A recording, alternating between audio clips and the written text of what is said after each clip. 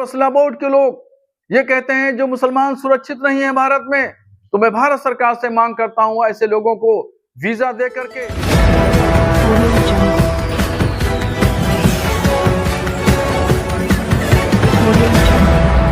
BJP के सुर में सुर मिलाकर मौलाना ने भारत के मुसलमानों को मुस्लिम देशों में भेजने का सुझाव दे डाला। क्या मौलाना को देश में मुसलमानों के धार्मिक स्थलों पर हो रहे हमले नहीं दिख रहे हैं? क्या मौलाना को देश के मुसलमानों के साथ सौतेला व्यवहार नहीं दिख रहा है? बरेली से खबर बुलंद भारत के लिए कामरान अली की रिपोर्ट।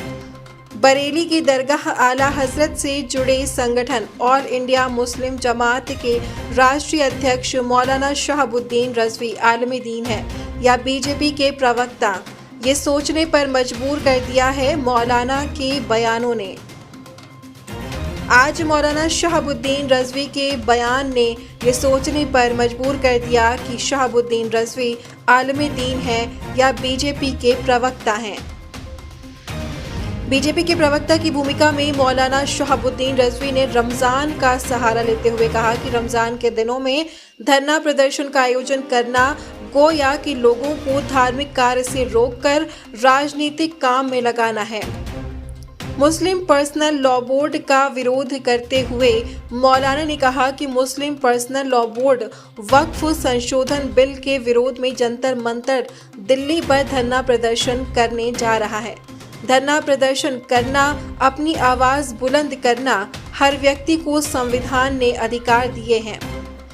मौलाना शहाबुद्दीन रजवी ने भारत के मुसलमानों को झकझोरते हुए मौलाना ने भारत सरकार को सुझाव देते हुए कहा कि बोर्ड के जिम्मेदारान भारत में मुसलमानों को असुरक्षित बता रहे हैं। ऐसे लोगों को वीज़ा देकर भारत के पड़ोसी देशों में पाकिस्तान, अफगानिस्तान और बांग्लादेश में मौका मुआयना के लिए भेज देना चाहिए। इन मुस्लिम देशों में क्या सूरत हाल है और कैसी खाना जंगी हो रही है, अपनी आंखों से देखने के बाद सब कुछ समझ में आ जाएगा। फिर भारत वापस आने के बाद यही लोग चिल्ला चिल्ला कर कहेंगे कि भारत में मुसलमानों को कोई खतरा नहीं और मुसलमान सुरक्षित हैं। मौलाना शहाबुद्दीन रजवी ने आज देश के मुस्लिम को सस्पेंस में डाल दिया है कि मौलाना बीजेपी के प्रवक्ता हैं या आलमी दीन। जिस तरह से मौलाना शहाबुद्दीन रजवी के बयान आते हैं उससे जाहिर होता है कि मौलाना बीजेपी के प्रवक्ता की भूमिका निभा रहे हैं। मौलाना शहाबुद्दीन रजवी ने बीजेपी के सुर में सुर डालकर कहा, all India Muslim personal board के जिम्मेदारान ने प्रेस कॉन्फ्रेंस करके ये कहा कि भारत में मुसलमान सुरक्षित नहीं है, मुसलमानों को खतरा है।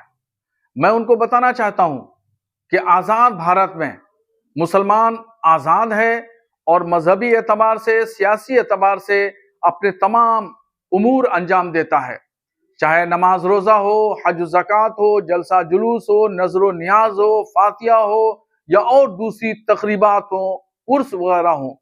तमाम प्रोग्राम आज़ादाना तौर पर मुसलमान अंजाम देता है। कभी कोई हुकूमत का अहलकार न रोकता है, न टोकता है, न इसके अलावा और भी कोई शख्स न रोकने के लिए आता है, न पाबंदी की बात करता है।